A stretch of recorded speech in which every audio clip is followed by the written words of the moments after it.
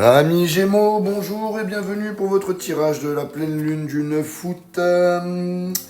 Qu'est-ce que j'ai pour vous en synthèse? Ouverture d'esprit, expansion personnelle, projet ou apprentissage mis en lumière. On va compléter ça tout de suite avec l'oracle des forains. C'est parti pour mes amis Gémeaux. Pleine lune du 9 août, qu'est-ce que j'ai avec l'oracle des forains? Ils sont tombés par terre et puis il y en avait trop. Allez, pour les Gémeaux. Alors j'en ai là, il y en a 3 qui se sont retournés, mais je ne les prends pas, je vais prendre que celle-là.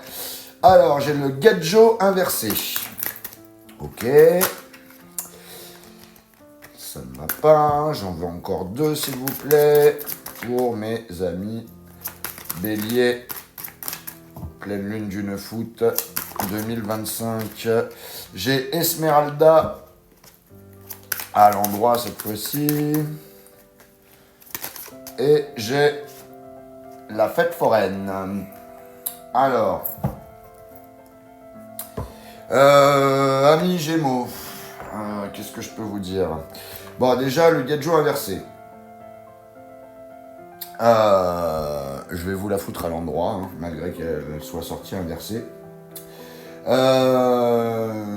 nous signale un isolement, un sentiment de rejet. Ça peut aussi représenter quelqu'un qui est un peu marginal ou mis à l'écart dans une situation sentimentale, une situation sociale ou professionnelle. Attention à ne pas vous oublier. Attention à pas chercher à vous fondre dans un décor qui ne vous correspond pas. Voilà ce que ça peut vous parler, le Gadjo. Ensuite, nous avons Esmeralda. Alors Esmeralda, ça incarne un petit peu l'intuition, la spiritualité, la féminité sacrée un peu, vous voyez. C'est une carte qui annonce une période un petit peu très intuitive, où les ressentis sont justes. Il y a aussi une notion de protection spirituelle, une connexion d'âme, surtout dans les relations.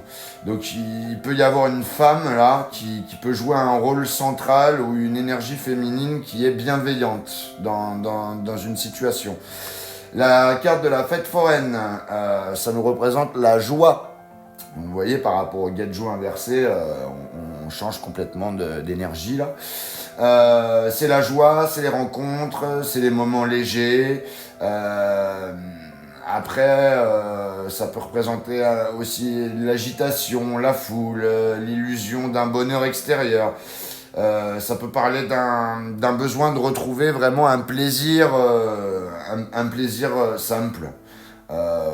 Mais bon, ça, quand même, attention à pas trop vous disperser et à pas vous perdre dans le regard des autres. On va compléter avec l'oracle des relations d'âme. Je vais remettre le Gadjo à l'endroit pour les prochains tirages. Alors, avec l'oracle des relations d'âme. C'est parti. Pour mes amis Gémeaux, pour cette pleine lune du 9 août. Gémeaux, pleine lune du 9 août. Hop, j'en ai 2. J'ai l'énergie tierce, j'ai le travail intérieur et j'ai l'attente fébrile. Ok. Alors, bon, l'énergie tierce, on parle déjà de quelqu'un. On parle peut-être d'une triangulaire. Comment vous dire? Il y a une influence extérieure, il y a une personne, une situation ou un passé qui n'a pas été résolu, qui est en train de perturber votre équilibre ou celui d'une relation. C'est une carte qui nous indique qu'il y a des interférences émotionnelles ou énergétiques.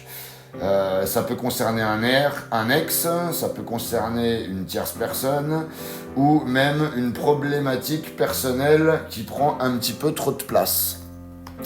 Le travail intérieur. Vous êtes invité à vous recentrer sur vous. Ça me parle d'un bilan émotionnel. Il y a un besoin de guérison personnelle, d'ancrage, de reconnexion à vos valeurs. Ça renforce l'idée que vous ne devez pas chercher les réponses à l'extérieur, mais en vous. Et l'attente fébrile. Alors, vous êtes dans une période un petit peu où l'impatience commence à arriver. Vous attendez des signes, vous attendez des retours, vous attendez une évolution. Cette carte vous dit que le temps joue en votre faveur. Il faut garder votre calme. Vous êtes à la veille d'un mouvement, mais il ne faut pas brusquer les choses. On va compléter avec l'oracle des météores, amis béliers. C'est parti. Allez, pour les béliers, pour cette pleine lune du 9 août. Non, pour les gémeaux, pardon, excusez-moi. N'importe quoi, moi. Les béliers, je les ai fait juste avant. Alors, pour les gémeaux, il y a la carte des rancunes, il y a la carte du changement imminent. Allez, une dernière, s'il vous plaît, pour mes amis Gémeaux. Et j'ai la réharmonisation des 7 chakras. Alors, les rancunes. Qu'est-ce qui se passe, amis Gémeaux? Qu'est-ce qui se passe? Vous traînez des colères un petit peu non exprimées, là, des blessures anciennes ou récentes. Et ça alourdit un petit peu votre énergie. Il est temps de mettre les choses à plat. Il est temps de pardonner à vous ou à l'autre pour retrouver un petit peu une paix intérieure. Cette carte est souvent liée à des blocages relationnels qui persistent. Bon, ça va, vous avez le changement imminent. Donc, il y a quelque chose qui va bouger très vite. Il y a une situation qui va évoluer. Vous entrez un petit peu dans une période de bascule où rien ne sera plus comme avant. C'est souvent une bonne nouvelle, à condition de ne pas résister à ce qui vient. Le changement est déjà en marche. La réharmonisation des 7 chakras. Il y a un rééquilibrage intérieur qui se fait, qui est en cours là. Ça annonce vraiment une remise à niveau global, donc mental, émotionnel, spirituel. Vous retrouvez petit à petit votre axe à condition de lâcher les tensions, comme justement les rancunes. C'est une carte très positive, c'est un signe de libération qui arrive. Donc là, vous lâchez le passé, vous êtes en train d'accueillir le changement, vous retrouvez un petit peu votre équilibre, il y a un tournant décisif qui se fait pour vous. Voilà ce que j'avais pour vous, amis Gémeaux. N'hésitez pas à liker, à commenter et à partager cette vidéo et à vous abonner si ce n'est pas déjà fait. Sur ce, je vous dis à bientôt.